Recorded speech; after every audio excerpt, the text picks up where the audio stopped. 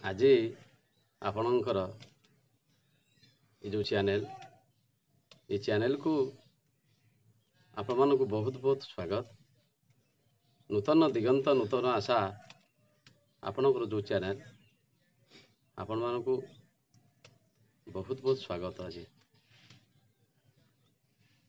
एठी आज आम आलोचना करिबा भागवत कौन आ कहीं पढ़ा। आम मैंने समस्त जानती भावती पिला माने बा युवपीढ़ी माने भावती जे भागवत होछि केवल वार्धक्यग्रस्त लोक मानक पई, प्रौढ़ावस्था लोक मानक पई, 40 वर्ष 50 वर्ष उपर लोक माने जो माने प्रौढ़ावस्था गति करुछंती से मानक पई ये भागवत बोली समस्त जानती बा भावती। युवपीढ़ी माने आकु पढ़िया आग्रह प्रकाश करना। तेणु युवपीढ़ी मानू मोर अनुरोध पिला ठारू बुढ़ा जाए, छोट पिला ठारू बड़ जाए समस्ते ए भागवत को आलोचना करवा बा पढ़िबा उचित। भागवतर प्रत्येक धाड़ी प्रत्येक शब्द प्रत्येक अक्षर को बुझी बुझी जाइए पढ़िले समस्ते किसी ना किसी जानीपारे कौन ता भितर निहित होकर रही आम कहीं पढ़ा। आम भारतर मुनि ऋषि माने जो दे जाइछंती ए ज्ञानर भंडार ता भितर निहित होकर रही ताकू आज आम जानिबा कहीं पढ़ा बा कहीं पढ़िले बा कौन पाई पढ़ा, आम पढ़िले कि उपकार आम पाइबा। आम जीवनर प्रत्येक दुख कष्ट समस्या जेते सब आसे सबू यही भागवत ही तार प्रश्नर उत्तर सब मिल जाव। आमको भागवत भितर सब प्रश्नर उत्तर निहित होकर रही। तेणु प्रत्येक समय आमे भागवत को पढ़ा जदि पारुचंती सकाळे टिके धीर स्थिर मस्तिष्क दी धाड़ी पढ़ंतु। से जो दी धाड़ी पढ़े से दी धाड़ीर प्रत्येकटी शब्द प्रत्येकटी अक्षर अर्थ को आम जानीगले आउ जीवन में दुख कष्ट रहा। समस्या जेतेक आसूची ताकू भी रहा। सबु समस्या समाधान बाट आम यू पाइबा, ये भागवत पाइबा। भागवत गीता वेद ये सब ज्ञानर भंडार ज्ञान यू पाइबा। ये जो ज्ञान आम नवा ये भागवत जो ज्ञान आम पाइबा सेठी कौन कौन आम पाइबा ना जीवन को आम प्रत्येक मनुष्य मान जीवन को हो जीव मान जीवन को हो प्रत्येक जीवन भितर बा आमर दैनंदिन प्रत्येक दिन प्रत्येक समय भितर जो जो समस्या सब आसूची विपद सब आसूची दुख कष्ट जंत्रणा जहाँ सब आम ऊपर पड़ुछि से सब को आम दूरी पारिबा। ये भागवतर प्रत्येक शब्द प्रत्येक अक्षर अर्थ आम जदि जानीजा तार तात्विक अर्थ जदि आम जानीजा ताहले आम सबकिछि दूरी पारिबा आम समस्या दुख कष्ट को। तेणु पढ़ा उचित। आम शरीर को कहीं आसे दुख कष्ट कहीं पड़े आम जानिबा। से भागवत को जीवा पूर्वर आम गोटे श्लोक भागवत पढ़ा पढ़ी सारिया पर आम जानिबा आम शरीर को कहीं दुख कष्ट आसे। तेणु वर्तमान भागवत को आम जानिबा पूर्वर भागवत कौन तार गोटे श्लोक को आम जा से श्लोकटा जानी सारा पर तार अर्थ को जानीदबा। जानिला पर आम कहीं पढ़ा पढ़िले कि उपकार हम जानीपर। देखु मुझे श्लोक टी आपण मानक जनाऊँगी आपण मान उद्देश्य गाई दूसरी टिके। नारायण नमस्कृत्यं नरं चैव नरोत्तमं नारायण नमस्कृत्यं नरं चैव नरोत्तमं देवी सरस्वती व्यासं ततो जयामुदीरये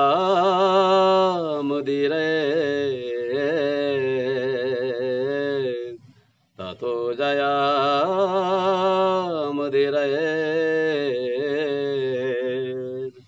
मूकं करोति वाचालं पङ्गुलङ्घयते गिरिं मूकं करोति वाचालं पङ्गुलङ्घयते गिरिं यत्कृपातमहं वन्दे परमानन्द माधवं परमानन्द माधवं निगमकल्पतरुर्गलिता फलं सुखमुखाद्मृतद्रव सुखमुखाद्मृतद्रव संयुक्त सुखमुखाद्मृतद्रव संयुत पिबतु भागवतं रसमालया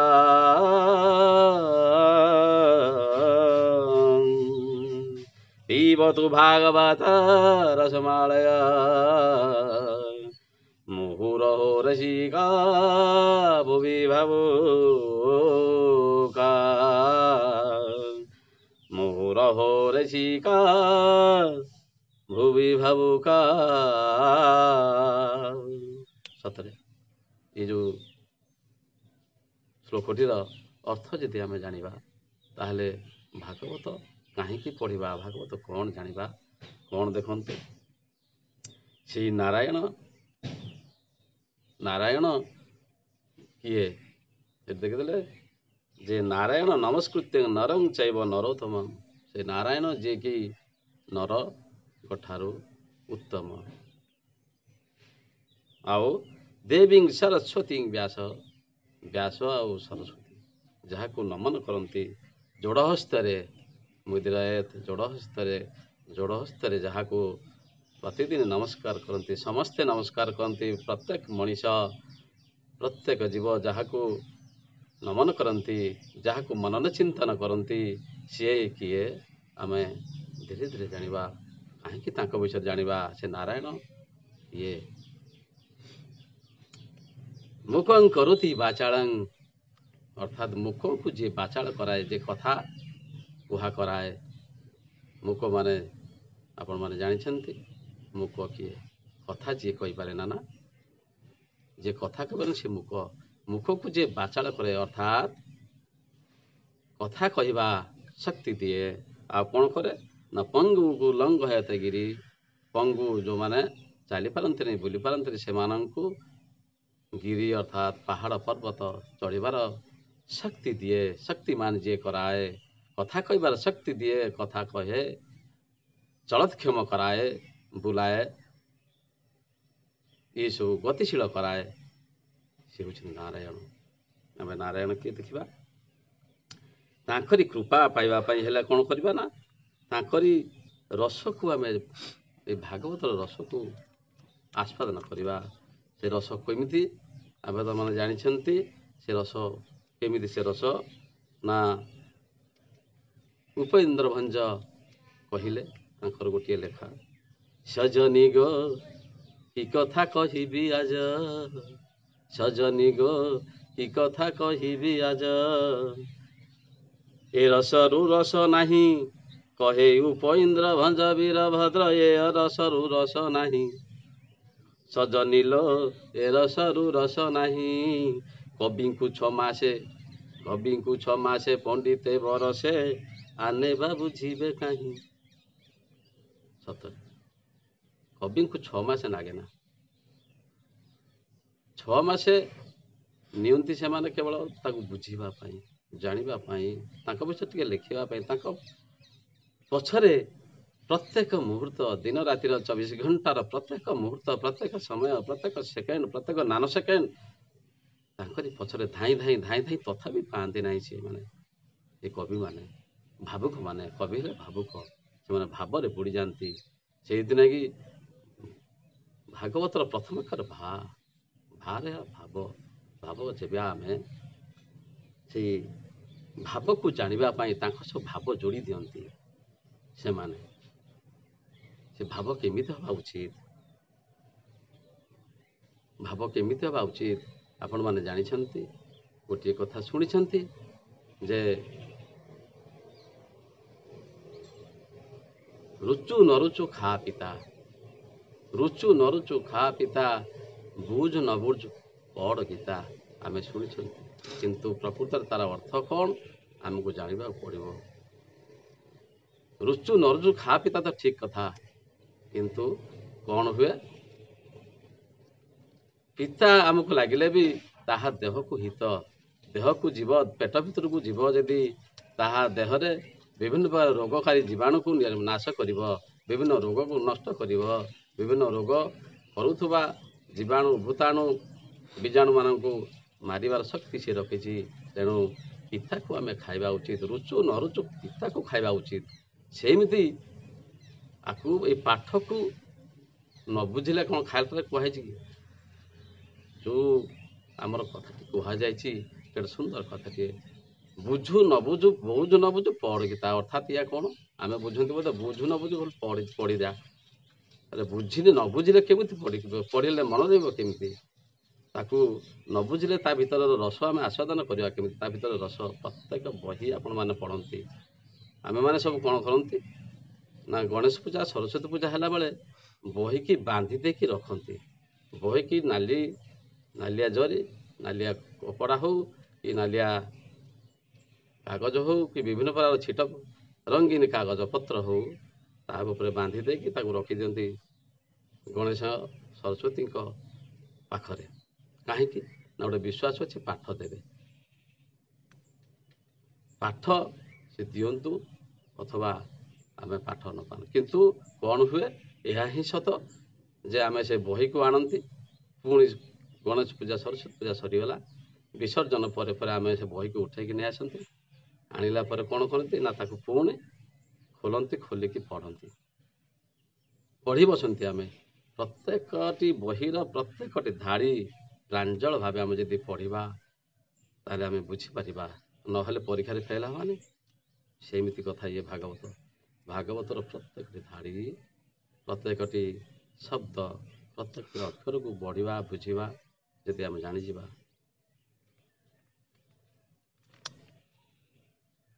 ସେମିତି ବହିର ପ୍ରତ୍ୟେକ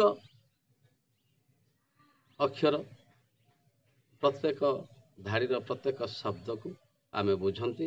ଆଉ ଯେଉଁଠି ଟିକେ ଜାଣନ୍ତି ଏଇଟା ହେଉଛି ପରୀକ୍ଷାରେ ପଡ଼ିବ ବା ଭେରି ଇମ୍ପୋର୍ଟାଣ୍ଟ, ତେଣୁ ଲେଖିଦିଅନ୍ତି କ'ଣ ନା IMP ଲେଖିଦିଅନ୍ତି ଇମ୍ପୋର୍ଟାଣ୍ଟ। ଏହାର ଅର୍ଥ କ'ଣ ଇମ୍ପୋର୍ଟାଣ୍ଟ ନା ଏ ପରୀକ୍ଷାରେ ପଡ଼ିବ, ଆମ ଜୀବନ ପାଇଁ ବା ଆମ ଦୈନନ୍ଦିନ ଜୀବନରେ ଏହା କାମରେ ଲାଗିବ ଆମ ପାଇଁ। ତେଣୁ ସେମିତି ଏ ଭାଗବତ ବି ଦୈନିକ ଇଏ ଆମ ଜୀବନରେ ଜୀବନ କାଳରେ ଲାଗେ। ତେଣୁ ଭାଗବତଟି ପଢ଼ିବା ଉଚିତ। ତାକୁ ଭାଗବତ ବହିକି ଆମେମାନେ ଏ ଯେଉଁ ସରସ୍ୱତୀ ଆଉ ଗଣେଶଙ୍କ ପାଖରେ ଯେମିତି ବହିକି ଆମେ ବାନ୍ଧିକି ରଖିଦିଅନ୍ତି, ଭାଗବତ ବହିକୁ କେହି କେହି ନାଲି କପଡ଼ାରେ ବାନ୍ଧିକି ସମସ୍ତେ ରଖିଦିଅନ୍ତି। କିନ୍ତୁ କ'ଣ କରିବା ଉଚିତ, ତାକୁ ବାନ୍ଧିକି ରଖିଦେଲେ ତା ଭିତର ଯେଉଁ ରସ ଅଛି, ତା ଭିତର ଯେଉଁ ଲେଖିଛନ୍ତି ଆମର ମୁନି ଋଷିମାନେ, ଶୁକ ମୁନି ଆଉ କପିଳ ମୁନି, ସୁତ ମୁନି, ବ୍ୟାସ, ନାରଦଙ୍କର ଏମାନଙ୍କର ବାଣୀ ସବୁ ଯେଉଁ ଅଛି, ସୁନ୍ଦର ସୁନ୍ଦର ବାଣୀ, ସୁନ୍ଦର ସୁନ୍ଦର ଉପଦେଶ, ମଣିଷମାନଙ୍କର ଉପକାରୀ ଜିନିଷ, ଏସବୁ ତାକୁ ଆମେ ପାଇବା କେମିତି ଯଦି ବାନ୍ଧିକି ରଖିଦେବା। ତେଣୁ ତା ଭିତରୁ ଆମେ ରସକୁ ଆସ୍ୱାଦନ କରିବା, ତା ଭିତରର ପ୍ରତ୍ୟେକଟି ଶବ୍ଦର କଥା, ଶବ୍ଦର ଅର୍ଥକୁ ବୁଝିଗଲେ ଆମ ଜୀବନ ଦୈନନ୍ଦିନ ଜୀବନର ଯେଉଁ ଯନ୍ତ୍ରଣା ଦୁଃଖ କଷ୍ଟ ପଡ଼ୁଛି ତାକୁ ଆମେ ସମାଧାନ କରିପାରିବା। ଇଏ ହେଉଛି ଆମର ଭାଗବତର କଥା। ଆମ ଉପରେ 6ଟା ଉପାୟରେ ଆସେ, ଆମ ଉପରେ 16ଟି ଉପାଦାନ ଦାଉ ସାଧନ୍ତି, ଯନ୍ତ୍ରଣା ଦିଅନ୍ତି, କଷ୍ଟ ଦିଅନ୍ତି। 16ଟି ଉପାଦାନ। କ'ଣ କ'ଣ ସେ 16ଟି ଉପାଦାନ? ଗୋଟିଏ ହେଉଛି ପଞ୍ଚଭୂତ, ପଞ୍ଚ କର୍ମେନ୍ଦ୍ରିୟ, ପଞ୍ଚ ଜ୍ଞାନେନ୍ଦ୍ରିୟ 15, ଆଉ ହେଲା ମନ। ଏଇ 16ଟି ଜିନିଷ ଆମ ଉପରେ ଦାଉ ସାଧନ୍ତି, ଆମକୁ ଦୁଃଖ ଦିଅନ୍ତି, କଷ୍ଟ ଦିଅନ୍ତି, ଯନ୍ତ୍ରଣା ଦିଅନ୍ତି, ବିଭିନ୍ନ ପ୍ରକାର ସମସ୍ୟା ଆଣିକି ଆମ ଆଗରେ ଉପସ୍ଥାପନା କରିଦିଅନ୍ତି। ଆମେ ଘାଣ୍ଟି ହେଇ ହୁଅନ୍ତି ପ୍ରତ୍ୟେକଟି ସମୟରେ, ପ୍ରତ୍ୟେକ ମୁହୂର୍ତ୍ତରେ ଏଇ 16ଟି ଉପାଦାନ ପାଇଁ। ପଞ୍ଚଭୂତ କ'ଣ କରେ? ପଞ୍ଚଭୂତ ଆପଣମାନେ ଜାଣିଛନ୍ତି, ଜଳ। ଜଳ ବିହୁନେ ସୃଷ୍ଟିନାଶ, ଜଳ ବହୁଳେ ବି ସୃଷ୍ଟିନାଶ। ସେମିତି ଇଏ ବାହାରର ଜଳ। ଇଏ ପଞ୍ଚଭୂତ କ'ଣ କରେ ନା, ଏଇ ଯେଉଁ 16ଟି ଜିନିଷ ଆମକୁ ବାହାର ବା ବାହ୍ୟ ସମସ୍ୟା ଆଣିକି ଉପସ୍ଥାପନା କରିଦିଅନ୍ତି, ବା ଆମ ଉପରେ ଆଣିକି ପକାଇ ଦିଅନ୍ତି, ଆମ ପାଇଁ ଖାଡ଼ା କରନ୍ତି ବାହ୍ୟ ସମସ୍ୟା, ପୁଣି ଆନ୍ତରିକ ବା ଅନ୍ତଃ ସମସ୍ୟା ସୃଷ୍ଟି କରନ୍ତି ଆମ ପାଇଁ, ଆମ ଶରୀର ଭିତରେ ବି ସୃଷ୍ଟି କରନ୍ତି। ଜଳ ସେମିତି ବାହାରେ ଆମ ପାଇଁ ସମସ୍ୟା କରେ, ପୁଣି ଆମ ଶରୀର ଭିତରେ ବି ସମସ୍ୟା ସୃଷ୍ଟି କରେ, ବିଭିନ୍ନ ରୋଗ ସୃଷ୍ଟି କରେ। ଏ ଜଳ ପାଇଁ ଆମ ଶରୀର ଭିତରେ ଥଣ୍ଡା, କାଶ, ସର୍ଦ୍ଦି, ବିଭିନ୍ନ ପ୍ରକାର ରୋଗ ହୁଏ। ତେଣୁ ଜଳ, ବାୟୁ ସେମିତି, ଅଗ୍ନି ବି ଆମ ପାଇଁ ବିଭିନ୍ନ ପ୍ରକାର ସମସ୍ୟା ସୃଷ୍ଟି କରେ।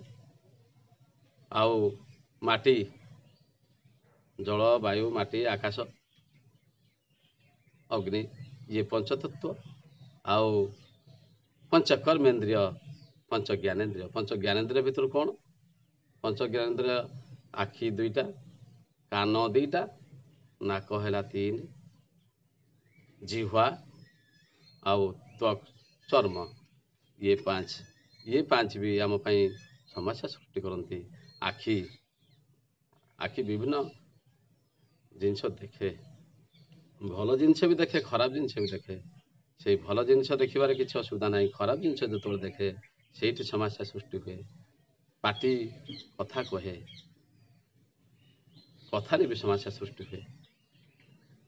କାନ ଶୁଣେ, ଖରାପ ଜିନିଷ ଶୁଣେ, ଭଲ ଜିନିଷ ବି ଶୁଣେ। ସେଇଠି ଖରାପ ଜିନିଷ ଶୁଣିଲେ, ଖରାପ ଜିନିଷ ଦେଖିଲେ ସମସ୍ୟା ସୃଷ୍ଟି ହୁଏ। ଆଉ ତ୍ୱକ୍, ଜିହ୍ୱା ଲାଳସା, ଖାଦ୍ୟ ଲାଳସା ଆମ ଶରୀରକୁ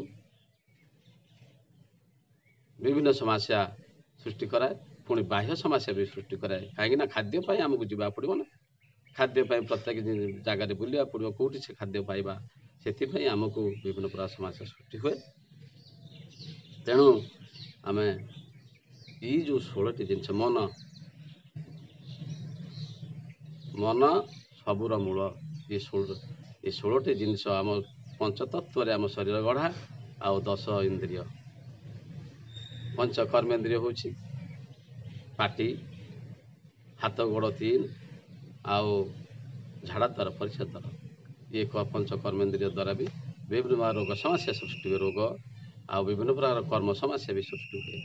ବିଭିନ୍ନ ଭଲ କାମ, ଖରାପ କାମ ବି ସେମାନେ କରନ୍ତି। ତେଣୁ ଆଖି ଦେଖେ, ଆଖି କହେ କ'ଣ? ଅମକେଇ ବାଡ଼ିରେ ଗୋଟେ ବଢ଼ିଆ ଆମ୍ବ ହେଇଛି, ଅନେଇ ଦିଏ ଆମ୍ବ ଗଛକୁ, ଅନେଇ ଦିଏ ଯେତେବେଳେ ଆମ୍ବଟା ପାଚିଛି, କେତେ ସୁନ୍ଦର ହେଇଛି। ମନ ସେଠି ତାକୁ କହେ କ'ଣ? ଆଖି ଦେଖିବା ପାଇଁ ଆଖି ଦେଖିଲା। ଆଖି ଦେଖିଲେ ହେବ ନାହିଁ, ସେଠୁ ପାଟିର ଜିହ୍ୱା ଲାଳସା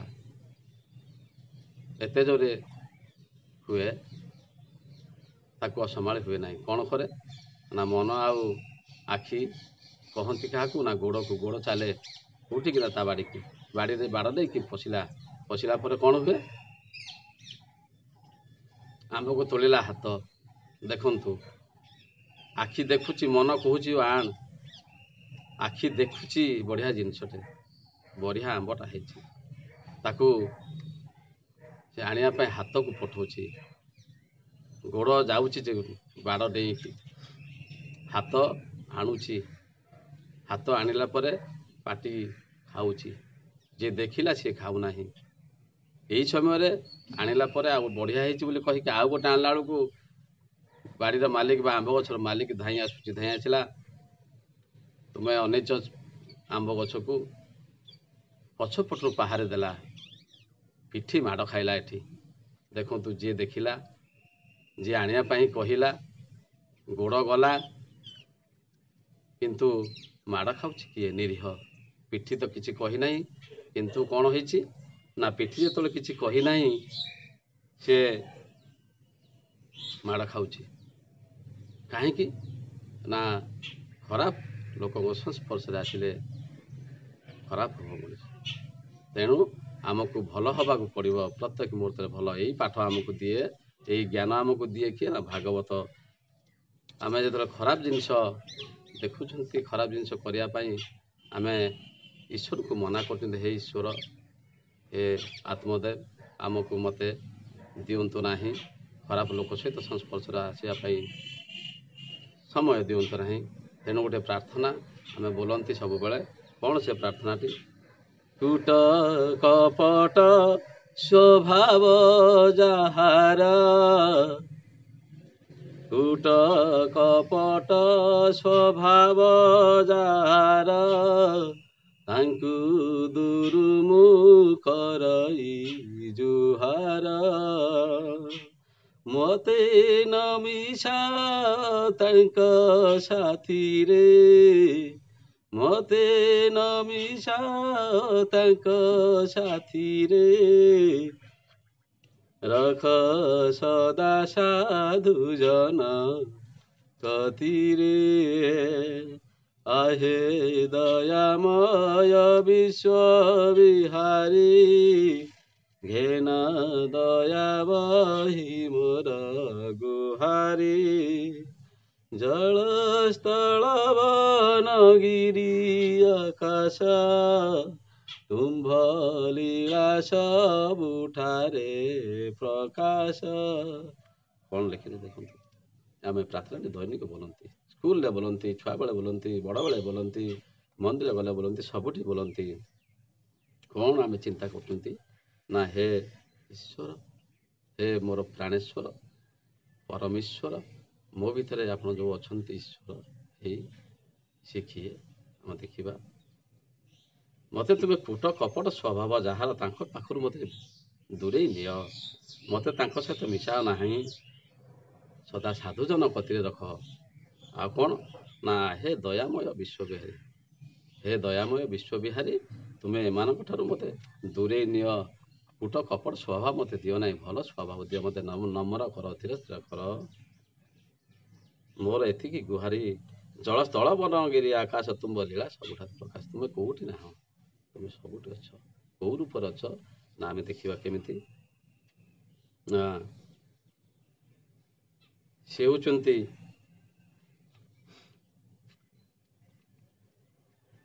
କେଉଁ ରୂପରେ ଅଛନ୍ତି, କେମିତି ରୂପରେ ଅଛନ୍ତି, ତାକୁ ଆମେ କ'ଣ ଜାଣିଲେ କେମିତି ତାକୁ ପାଇବା? ଆମେ କଥା ଅଛି, ଆମେ ଜାଣିଛନ୍ତି ଆମର ହିନ୍ଦୁ ଧର୍ମରେ, ଆମର ଯେଉଁ ଶାସ୍ତ୍ର ପୁରାଣ ସବୁ ଅଛି, 4 ଯୁଗ ବୋଲି ଲେଖା ହେଇଛି। ଗୋଟିଏ ହେଲା ସତ୍ୟ ଯୁଗ, ତ୍ରେତୟା ଯୁଗ, ଦ୍ୱାପର ଯୁଗ, କଳି ଯୁଗ। ସତ୍ୟ ଯୁଗ 4 ଅକ୍ଷର, 4 ଅକ୍ଷରରେ ଠାକୁର ହେଉଛନ୍ତି ନାରାୟଣ, ଆଉ ଠାକୁରାଣୀ ହେଲେ 4 ଅକ୍ଷର ସେମିତି ମହାଲକ୍ଷ୍ମୀ। ଏଠି 4 ଅକ୍ଷରର ଭକ୍ତ ପ୍ରହଲ୍ଲାଦ, 4 ଅକ୍ଷର ରାକ୍ଷସକୁ ସେ ଉଦ୍ଧାରଣ କରିଥିଲେ, ହିରଣ୍ୟାକ୍ଷ। ଏ 4 ଅକ୍ଷର ସତ୍ୟ ଯୁଗ। ସେ ନାରାୟଣ କିଏ, କେଉଁଠି ଅଛନ୍ତି ଆମେ ଦେଖିବା। ନାରାୟଣ କେମିତି ନା ଭାଗବତ କହେ ନାରାୟଣ ହେଳେ ଜିଣ ଇନ୍ଦ୍ରିଗଣ, ସେ ପ୍ରାଣୀ ନିଶ୍ଚେ ନାରାୟଣ। ସତରେ ହେଳେ ଜିଣ ଇନ୍ଦ୍ରିଗଣ, ସେ ପ୍ରାଣୀ ନିଶ୍ଚୟ ନାରାୟଣ। ଆମେ ଭାବନ୍ତି ନାରାୟଣ କିଏ ବାହାରେ ଅଛନ୍ତି, ଅଲଗା କେଉଁଠି ଅଛନ୍ତି, ଆମଠାରୁ କେଉଁଠି ଅଲଗା ବାହାରେ ଅଛନ୍ତି। କିନ୍ତୁ କ'ଣ କହିଲେ ଦେଖନ୍ତୁ, ହେଳେ ଜିଣ ଇନ୍ଦ୍ରିୟଗଣ ସେ ପ୍ରାଣୀ ନିଶ୍ଚୟ ନାରାୟଣ। ଯିଏ ଇନ୍ଦ୍ରିୟମାନଙ୍କୁ ହେଳା କରିକି ନୁହେଁ, ହେଳେ ଅର୍ଥ ଅନ୍ୟାୟସରେ ଅକ୍ଲେଶରେ କମ୍ ପରିଶ୍ରମରେ ସହଜରେ ଯେ ଇନ୍ଦ୍ରିୟମାନଙ୍କୁ ଦମନ କରିବାରେ ସିଏ ହେଉଛି ନାରାୟଣ, ସେ ପ୍ରାଣୀ ହେଉଛି ନାରାୟଣ। ସିଏ ଆଉ କିଏ ହେବ? ଏଇ ମଣିଷ ହିଁ, ଯେଉଁମାନେ ଇନ୍ଦ୍ରିୟମାନଙ୍କୁ ଦମନ କରିପାରନ୍ତି, ଯେଉଁ ପଞ୍ଚ କର୍ମେନ୍ଦ୍ରିୟ ପଞ୍ଚ ଜ୍ଞାନେନ୍ଦ୍ରିୟ ଆଉ ମନକୁ 11 ଇନ୍ଦ୍ରିୟକୁ ଯିଏ ଦମନ କରିପାରେ, ସେଇଠି ଏକାଦଶୀ ପାଳନର ଉପାଦେୟତା ଆସିଯାଏ। এই 11ଟି ଜିନିଷକୁ ନେଇ ଏକାଦଶୀ ପାଳନ କରାଯାଏ। এই 11ଟି ଜିନିଷକୁ ଯଦି ଆମେ ଦମନ କରିକି ରଖିପାରିବା, ତାପରେ ତାଙ୍କୁ ଆମେ ପାଇଯିବା। କେଉଁଠି ସେ ଅଛନ୍ତି ନା ଆମ ଇନ୍ଦ୍ରିୟ ଅଛି ଆମ ଶରୀର ଭିତରେ ନା, ତେଣୁ ସେ ଇନ୍ଦ୍ରିୟର ଅଧିବାସୀ ଯିଏ ବା ଇନ୍ଦ୍ରିୟକୁ ଯିଏ ଚଲାଏ ବୁଲାଏ ସିଏ ହେଉଛନ୍ତି ନାରାୟଣ, ଯିଏ ଦମନ କରିପାରେ। ତାପରେ ଦେଖିବା ଆମେ ଇଏ ଗଲା ସତ୍ୟ ଯୁଗର କଥା। ତ୍ରେତୟା ଯୁଗର କଥା। ତ୍ରେତୟା ହେଲା 3 ଅକ୍ଷର। 3 ଅକ୍ଷରରେ ଠାକୁର ହେଲେ କିଏ? ଶ୍ରୀରାମ। ଠାକୁରାଣୀ କିଏ? ନା ଜାନକୀ। ରାକ୍ଷସ କିଏ? ରାବଣ। ସେ 3 ଅକ୍ଷର। ଭକ୍ତ କିଏ? ନା ବାନର। ଏଠି ରାମ, ଏଠିର ଭଗବାନ ହେଲେ ରାମ। ରାମ କିଏ? କେଉଁଠି ଅଛନ୍ତି ଦେଖିବା ନା ରମୟତି ଇତି ରାମ। ଯିଏ ପ୍ରତ୍ୟେକ ଦିନ ପ୍ରତ୍ୟେକ ମୁହୂର୍ତ୍ତରେ ଏ ଶରୀର ଭିତରେ ରମଣ କରୁଛନ୍ତି, ବିହାର କରୁଛନ୍ତି, ସିଏ ହେଉଛନ୍ତି ରାମ।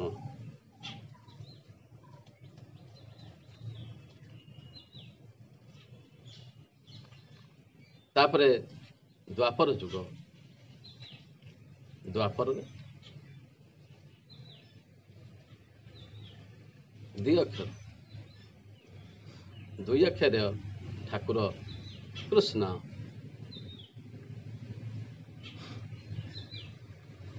ଠାକୁରାଣୀ ହେଲେ ରାଧା। 2 ଅକ୍ଷର। ଏଠି ରାକ୍ଷସ କିଏ? ନା କଂସ। ସେ 2 ଅକ୍ଷର। ଏଠି ଭକ୍ତ କିଏ? ନା 2 ଅକ୍ଷର ସେ ଗୋପୀ। ଏଠି ଗୋପୀ ମାନେ ହେଉଛନ୍ତି ଭକ୍ତ। ସେମିତି କୃଷ୍ଣ କିଏ ଦେଖିବା ଆମେ? କୃଷ୍ଣ କେଉଁଠି ଅଛନ୍ତି ଦେଖିବା? ଭାଗବତ ଲେଖିଲା କୃଷ୍ଣ ଯେ ଛନ୍ତି ସର୍ବଦେହେ, ମୂଢ଼ ନ ଜାଣେ ମାୟା ମୋହେ। କୃଷ୍ଣ ଅଛନ୍ତି ସମସ୍ତଙ୍କ ଦେହ ଭିତରେ ଅଛନ୍ତି, ଏ ଶରୀର ଭିତରେ ଅଛନ୍ତି, ଏ ମୂଢ଼ ନ ଜାଣେ ମାୟା ମୋହେ। ସେମିତି କଳିଯୁଗ। କଳିଯୁଗରେ ସତ୍ୟ ଯୁଗରେ 4 ପାଦ ସତ, 4 ପାଦ ମିଛ ଜମା ନଥିଲା। ତ୍ରେତୟା ଯୁଗରେ ମିଛ 1 ପାଦ, 3 ପାଦ ସତ୍ୟ। ଦ୍ୱାପର ଯୁଗରେ 2 ପାଦ ସତ, 2 ପାଦ ମିଛ। କଳିଯୁଗରେ 3 ପାଦ ମିଛ, 1 ପାଦ ସତ। ସେଠି 1 ଅକ୍ଷର, 1 ପାଦ, 1ରୁ 1 ଅକ୍ଷର। ଏଠି 1 ଅକ୍ଷରରେ ଠାକୁର ହେଉଛନ୍ତି ଓଂ। ସେ ଓଂ 1 ଅକ୍ଷର, ଏକାକ୍ଷର ବ୍ରହ୍ମ ଓଂ ହେଉଛନ୍ତି ଠାକୁର ଏଠି କଳିଯୁଗରେ। ଆଉ ଠାକୁରାଣୀ ହେଲେ ମା। ରାକ୍ଷସ ହେଲା 1 ଅକ୍ଷର ମୁଁ, ଗର୍ବ ଅହଙ୍କାର ପ୍ରତୀକ ମୁଁ। ଆଉ ଭକ୍ତ ହେଲା କିଏ? ନା ଶ୍ରୀ। ଶ୍ରୀ କେମିତି? ନା ସମସ୍ତଙ୍କ ନାଁ କଡ଼ରେ ଲାଗିଛି ଶ୍ରୀ। ଦେଖନ୍ତୁ ଶ୍ରୀ ଅମୁକେଇ, ଶ୍ରୀ ଅମୁକେଇ, ଅମୁକେଇ ଅମୁକେଇ ପାଖରେ ସମସ୍ତଙ୍କ ପାଖରେ ଶ୍ରୀ ଲଗାଇଥିବ। ସେଇ ଶ୍ରୀ ସମସ୍ତେ, ତେଣୁ ସମସ୍ତେ ହେଉଛନ୍ତି ଭକ୍ତ। ସେଇ ଓଂ ଅକ୍ଷର, ଏକାକ୍ଷର ବ୍ରହ୍ମ କେଉଁଠି ଅଛନ୍ତି ଆମେ ଦେଖିବା। ବେଦ କହିଲା ଅୟଂ ଆତ୍ମା ବ୍ରହ୍ମ, ଅର୍ଥାତ୍ ଏହି ଆତ୍ମା ହିଁ ବ୍ରହ୍ମ। ଏହି ଆତ୍ମା କେଉଁଠି ଅଛି? ନା ଆମ ଶରୀର ଭିତରେ ଅଛି। କେଉଁ ରୂପରେ ଅଛନ୍ତି? ନା ପ୍ରାଣଶକ୍ତି ରୂପରେ ଅଛନ୍ତି।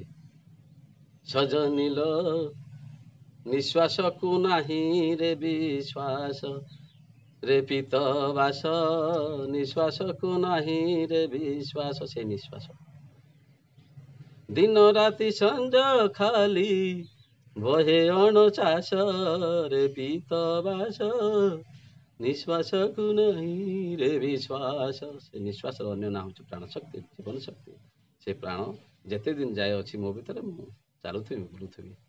ତେଣୁ ସେଇ ନିଶ୍ୱାସର ଅନ୍ୟ ନାଁ ହେଉଛି ଆତ୍ମା ବା ବ୍ରହ୍ମ। ତେଣୁ ତାଙ୍କୁ ହିଁ ଆମେ ଆମରି ଭିତରେ ଦର୍ଶନ କରିବା। କେମିତି ଆମେ ଜାଣିବା ନା ମୋ ଭିତରେ ଯିଏ ରେ ତୋ ଭିତରେ ସିଏ ରେ, ମୋ ଭିତରେ ଯିଏ ରେ ତୋ ଭିତରେ ସିଏ ରେ, ତା ଭିତରେ ଯିଏ ରେ ସଭିଙ୍କ ଭିତରେ ସିଏ ରେ, ତା ଭିତରେ ଯିଏ ରେ ସଭିଙ୍କ ଭିତରେ ସିଏ ରେ, ଜୀବନ ଭାବରେ ଆତ୍ମା ରୂପରେ, ଜୀବନ ଭାବରେ ଆତ୍ମା ରୂପରେ, ସଭିଙ୍କ ଭିତରେ ନଟର ପଟର ହୁଏ ରେ। ଏ ସଭିଙ୍କ ଭିତରେ ଯିଏ ନଟର ପଟର ହୁଏ ସିଏ ହେଉଛି ଆତ୍ମା ବା ବ୍ରହ୍ମ ଅଟେ। ଜୀବନ ଶକ୍ତି, ପ୍ରାଣ ଶକ୍ତି, ଯିଏ ଆମକୁ ଚଳତକ୍ଷମ କରାଏ, ଚଲାଏ, ବୁଲାଏ, ଖେଳାଏ, ସବୁ ଜୀବକୁ ଜୀବ ବୋଲି ବୋଲା କରୁଥିବା ଏ ପ୍ରାଣ ଶକ୍ତି, ଯାହାଦ୍ୱାରା ଆମେ ଚାଲନ୍ତି, ବୁଲନ୍ତି, ଖେଳନ୍ତି, ସେ ପ୍ରାଣ ଶକ୍ତି ହିଁ ଆତ୍ମା ବା ବ୍ରହ୍ମ ଅଟେ। ତେଣୁ ଆମେ ତାଙ୍କରି ବିଷୟରେ ଜାଣିବା ନିହାତି ଦରକାର। କାହିଁକି ନା ସିଏ ହେଉଛି ମୋ ପ୍ରାଣ ଶକ୍ତି, ମୋ ପ୍ରାଣ କେନ୍ଦ୍ର। ମୋ ଭିତରେ ଯେହେତୁ ଅଛନ୍ତି, ମୁଁ ଚାଲୁଛି, ବୁଲୁଛି ତାଙ୍କରି ଶକ୍ତି ପାଇନା। ତାଙ୍କ ଶକ୍ତି ପାଇ ମୁଁ ଯେହେତୁ ତାଙ୍କରି ଉପକାରରେ ମୁଁ ବୁଲୁଛି, ଚାଲୁଛି, ଖେଳୁଛି, ତାଙ୍କୁ କେମିତି ଭୁଲିଯିବି କେମିତି? ନା ତୁମେ ପରା ମୋର ଜୀବନ ରସକୁ ଭୁଲିଯିବା କେମିତି? ଭୁଲିଗଲେ ଆମ ସନାତନ ହିନ୍ଦୁ ଧର୍ମ ଗୋଟିଏ କଥା କହିଛି, ଭୁଲିଯିବା ଲୋକଙ୍କୁ କୃତଜ୍ଞ ବୋଲି କୁହାଯାଏ, ନାମକହାର ବୋଲି କୁହାଯାଏ। ନାମକହାର ହେଇଯିବନି ମୁଁ। ତେଣୁ ଆପଣଙ୍କୁ ମୁଁ ସବୁବେଳେ ମୋର ହୃଦୟ ଭିତରେ ସ୍ଥାନିତ କରିଥିବି, ରଖିଥିବି ସବୁବେଳେ। ଆପଣ ହିଁ ମୋ ଭିତରେ ଅଛନ୍ତି, ଯେହେତୁ ମୁଁ ଆପଣଙ୍କ ପାଇଁ ହିଁ ବଞ୍ଚିଛି, ଆପଣଙ୍କ ପାଇଁ ହିଁ ମଣିଷ ବା ଜୀବଟିଏ ବୋଲାଉଛି। ଜଡ଼ ଭିତରେ ଜୀବନ ନାହିଁ, ଚେତନ ନାହିଁ, ତେଣୁ ସେ ଜଡ଼, ଅନାତ୍ମା ତାକୁ କୁହାଯାଏ, ନିର୍ଜୀବ ବୋଲି କୁହାଯାଏ। ଏ ନିର୍ଜୀବ ଆଉ ସଜୀବ ଭିତରୁ ଯିଏ ତଫାତ୍ ବାରିବା ପାଇଁ ଶକ୍ତି ଦିଏ ବା ତଫାତ୍ କରାଏ, ସୃଷ୍ଟି କରାଏ, ସିଏ ହିଁ ହେଉଛି ଆତ୍ମା ବା ବ୍ରହ୍ମ, ଜୀବନ ଶକ୍ତି, ଚେତନ ଶକ୍ତି। ତେଣୁ ତାଙ୍କୁ ଆମେ ଆଜି ଜାଣିବା କେମିତି? ନା ଭାଗବତ ମାଧ୍ୟମରେ ଆମେ ଜାଣିବା। ଭାଗବତର 4 ଅକ୍ଷର ଭାଗବତ ପ୍ରଥମ ଭା ଅକ୍ଷର ହେଲା ଭା। ଭାରେ କ'ଣ ନା ଭାବ, ଭାରୁ ଭାବ। କେମିତି ସେ ଲେଖିଲା? ଭାଗବତ ଲେଖିଛି, ଭାଗବତ 4 ଅକ୍ଷରର ନେରେସନ୍ ଭାଗବତ ହିଁ ନିଜେ କରିଛି। କ'ଣ କରିଛି ଦେଖନ୍ତୁ। ଭାବନ ଜାଣି ଯେ ଭଜାଇ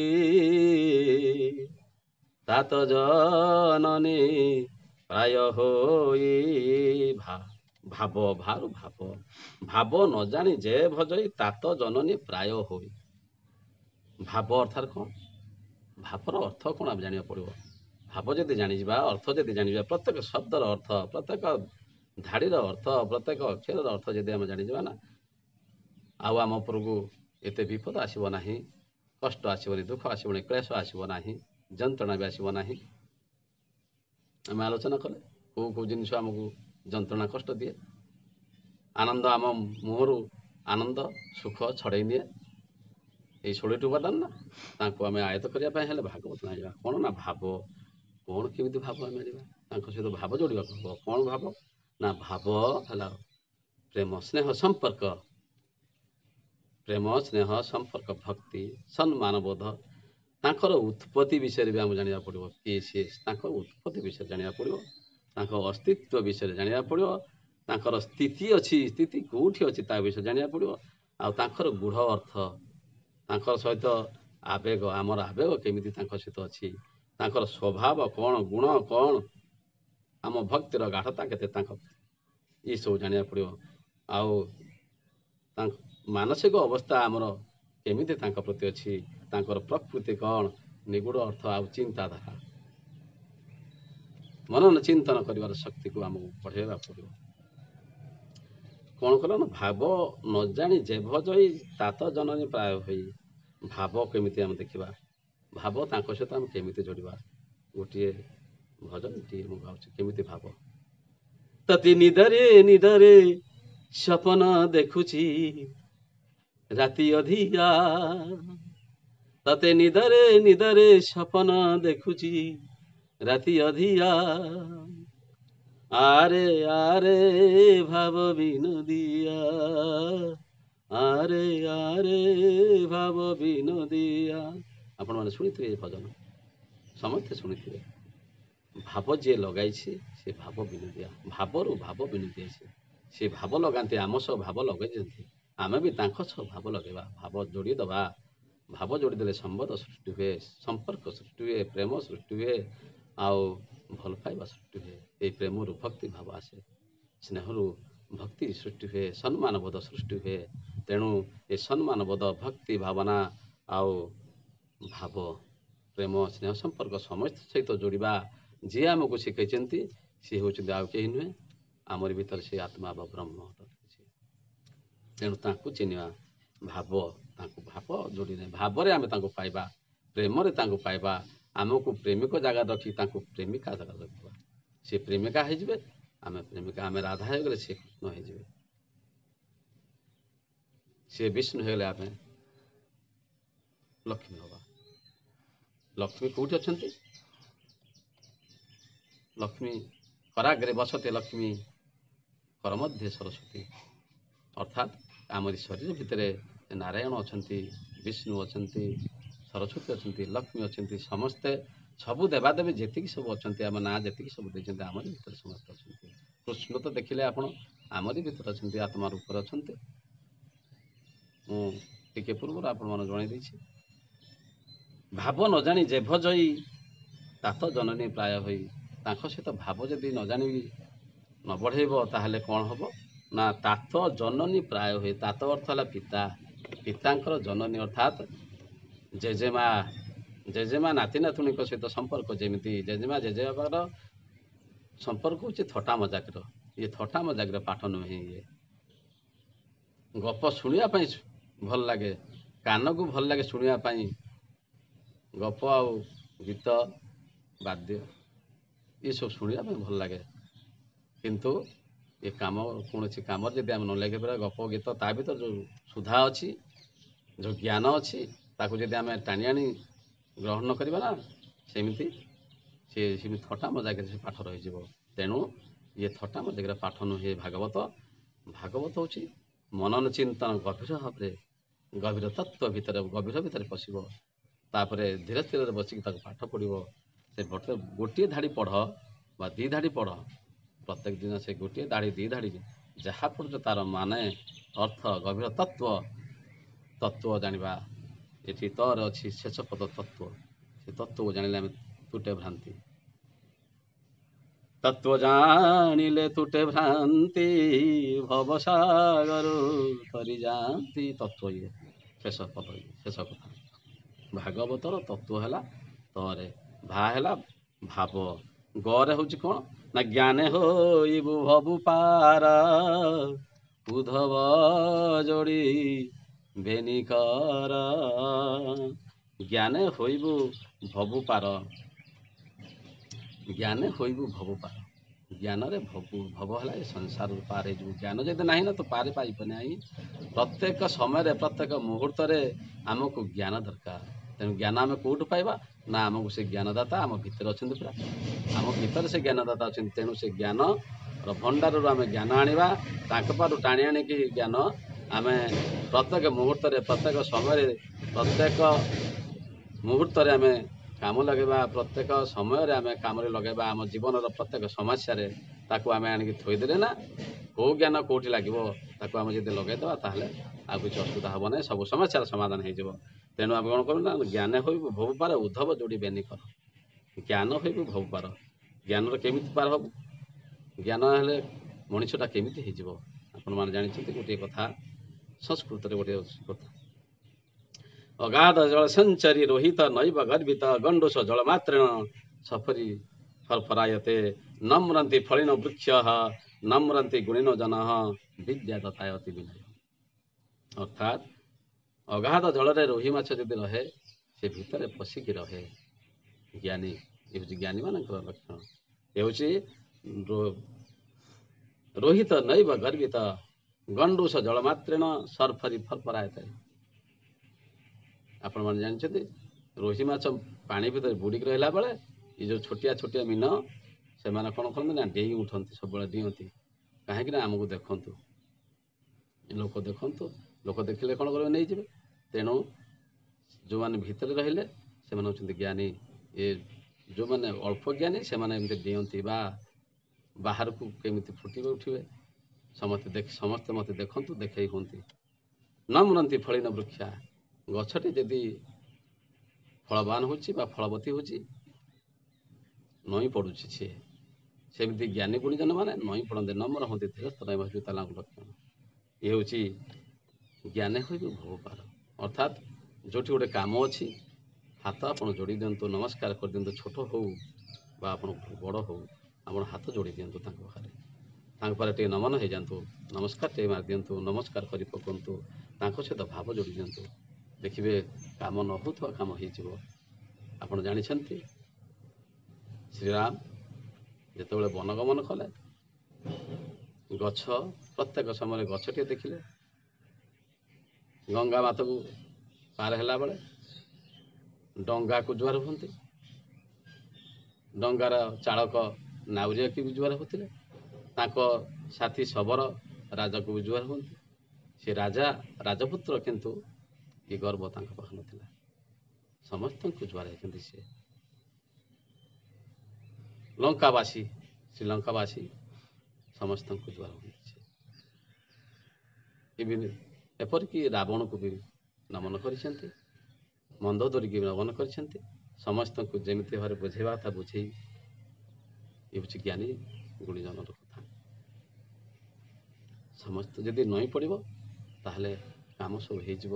ଏ ହେଉଛି ଜ୍ଞାନୀ ଗୁଣିଜନ। ତେଣୁ ଆମେ ଭାଗବତକୁ ପଢ଼ିବା, ଜ୍ଞାନୀ ବା ଜ୍ଞାନ ପାଇବା ପାଇଁ ହେଲେ ଆମେ ଭାଗବତକୁ ପ୍ରତ୍ୟେକ ସମୟରେ ପଢ଼ିବା କଥା। ଆମେ ପଢ଼ିଲେ ହେବ ନାହିଁ। ସମସ୍ତେ ଯେଉଁ ଯୁବପିଢ଼ିମାନଙ୍କୁ ମୋର ଅନୁରୋଧ, ଯୁବକ ଆଉ ଯୁବତୀମାନେ ସମସ୍ତେ ଭଲରେ ପଢ଼ନ୍ତୁ। ସେମାନେ ଭାବନ୍ତୁ ନାହିଁ ଯେ କେବଳ ଏଟା ବୁଢ଼ାମାନଙ୍କ ପାଇଁ ଏ ପାଠ। ଏ ପିଲାଠାରୁ ବୁଢ଼ା ଯାଏ ସମସ୍ତେ ପଢ଼ିବା ଉଚିତ। ଆଉ ଏ ପାଠକୁ ଯଦି ଆମ ପାଠ୍ୟକ୍ରମ ଭିତରେ ନିଆଯାଏ ଆହୁରି ଭଲ ହୁଅନ୍ତା। ସମସ୍ତେ ଜାଣିପାରନ୍ତେ, ସମସ୍ତେ ତା ସହିତ ଭାବ ଯୋଡ଼ି ପାରନ୍ତେ, ତାଙ୍କ ସହିତ ଗୋଟେ ସମ୍ପର୍କ ଯୋଡ଼ି ହେଇଯାଆନ୍ତା, ଭଲ ପାଆନ୍ତେ ସମସ୍ତେ ଭାଗବତ ଗୀତାକୁ। ଏ ହେଉଛି ମୁନି ଋଷିଙ୍କର କଥା। ଏ ସାରା ପୃଥିବୀ ଯେଉଁ ମୁନି ଋଷିଙ୍କ କଥାକୁ ବାଣୀକୁ ଧରିଛି, ସେ ଜ୍ଞାନର ଭଣ୍ଡାର ଅଛି, ତାକୁ ଆମେ ଆମ ପାଖରେ ରଖିବା ଉଚିତ। କିନ୍ତୁ ଆମ ପାଖରେ ବହିଟିଏ ନାହିଁ, ଭାଗବତ ଗୀତା ବହିଟିଏ ଆମ ଘରମାନଙ୍କରେ ନଥାଏ। ଯଦି ଥାଏ ନାଲି କପଡ଼ାରେ ବାନ୍ଧିକି ଆମେ ତାକୁ ପୂଜା କରନ୍ତି। କିନ୍ତୁ ପୂଜା କରିବା ଅର୍ଥ ଏହା ନୁହେଁ ଯେ ଆମେ ବାନ୍ଧିକି ପୂଜା କରିବା। ପୂଜା ଅର୍ଥ ତାକୁ ପାଠ କରିବା, ପଢ଼ିବା, ତାର ପ୍ରତ୍ୟେକଟି ଧାଡ଼ିକି ଆମେ ପଢ଼ିବା। କେଉଁଠି କ'ଣ ଅଛି ତା ଭିତରେ ଲେଖିଦିଅନ୍ତୁ। ଯଦି ତା ପାଖରେ ନ ଲେଖି ପାରୁଛନ୍ତି, ସେଇ ବହିରେ ଯଦି ନ ଲେଖି ପାରୁଛନ୍ତି, ତାହେଲେ ଗୋଟେ କାଗଜରେ ଲେଖିକି ଆମ ରଖିଦିଅନ୍ତୁ, ଗୋଟେ ଖାତାରେ ଲେଖିଦିଅନ୍ତୁ ତାର ଅର୍ଥ ବୁଝିକି ଆମ କାମରେ ଲଗାଇବା। ତାପରେ କ'ଣ ନା ବରେ ଭାଗ ଗଲା, ତାପରେ ବ୍ରହ୍ମ, ବରୁ ବ୍ରହ୍ମ, ଭାଗ ବରୁ ହେଲା ବ୍ରହ୍ମ। ବ୍ରହ୍ମରେ ବ୍ରହ୍ମ ହୁଏ লীନ, ବ୍ରହ୍ମକୁ ଏକ ବୋଲି ହେ ନା। ତେଣୁ କ'ଣ ନା ବ୍ରହ୍ମ, ଏ ବ୍ରହ୍ମ ଆସିଗଲେ ଏଠି। ସେ ବ୍ରହ୍ମ ସହିତ ଭାଗବତ କଥା ହେଉଛି ପ୍ରତ୍ୟେକ ମଣିଷ ଭିତରେ ଯିଏ ବ୍ରହ୍ମ ରୂପରେ ଅଛନ୍ତି, ଆତ୍ମା ରୂପରେ ଅଛନ୍ତି, ସେଇ ବ୍ରହ୍ମ ସହିତ ଆମେ ଭାବ ଯୋଡ଼ିବା। କେମିତି ଭାବ ଯୋଡ଼ିବା? ବ୍ରହ୍ମ ସହିତ ବ୍ରହ୍ମ ଲୀନ ହେବ, ଅର୍ଥାତ୍ ମିଶିବା। ଆମେ ମିଶିବା। ଗୋଟେ ମିଟିଂ ହେଉଛି, ମିଟିଂରେ ବିଭିନ୍ନ ପ୍ରକାର ଲୋକ ଆସୁଛନ୍ତି, 100, 200, 500 ଲୋକ ଆସୁଛନ୍ତି। ସମସ୍ତେ କ'ଣ କରୁଛନ୍ତି ନା ମିଶୁଛନ୍ତି, ବସୁଛନ୍ତି, ହସୁଛନ୍ତି, ସମସ୍ତେ ଆଲୋଚନା କରୁଛନ୍ତି, ଗୋଟେ ନିର୍ଯାସ ବାହାର କରୁଛନ୍ତି। ଗୋଟେ କଥାର ନିର୍ଯାସ ବାହାର କରିକି ସେଇଠି କ'ଣ ହେବ, ଗୋଟେ ସମସ୍ୟା ସୃଷ୍ଟି ହେଇଛି, ସମସ୍ତେ ବସିଲେ ସେ ସମସ୍ୟାର ସମାଧାନ କେମିତି ହେବ ସମସ୍ତେ ଆଲୋଚନା କରିକି ଗୋଟେ ନିର୍ଯାସ ବାହାର କରନ୍ତି। ତାପରେ ସମସ୍ୟାରେ ସମାଧାନ କରନ୍ତି। ସେମିତି ଏଠି କ'ଣ ହୁଏ ନା ବ୍ରହ୍ମରେ ବ୍ରହ୍ମ ହୁଏ ଲୀନ। ଏ ବ୍ରହ୍ମ ସବୁ ଯେତେ ଅଛନ୍ତି ଆମେ ସମସ୍ତେ ବ୍ରହ୍ମ, ମଣିଷ ସମସ୍ତେ ବ୍ରହ୍ମ, ଜୀବ ସମସ୍ତେ ବ୍ରହ୍ମ।